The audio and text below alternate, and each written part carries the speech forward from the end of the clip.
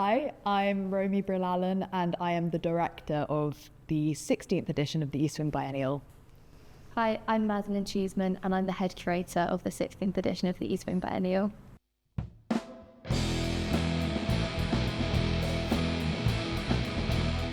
This year's East Wing Biennial is themed under the title Revision, and the general premise is looking back to the past and using that as a springboard in which to create change in the future and avoid pitfalls of history. We are lucky enough to have two stills by Pippi Lottie-Rist.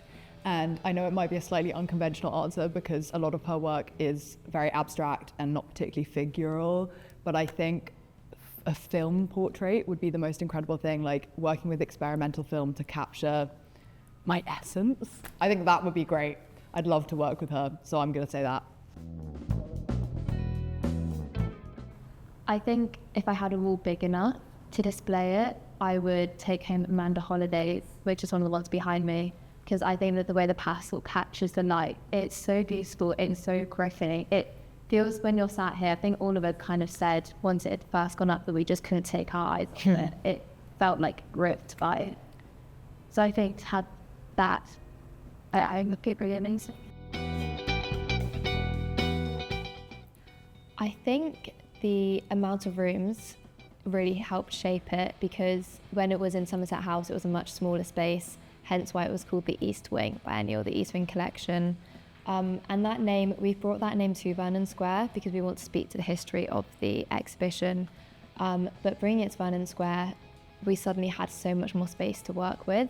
And I think that's really translated into the way that we've themed this year's exhibition, because we have Revision as the umbrella theme, but then we have sub-themes, and each room will be named with a word that has the prefix re. So for instance, we've got reform, represent, we've got react, and so on. And I think it helps keep it a good narrative going throughout the exhibition, while also meaning that we can investigate so many different things under the general theme of revision.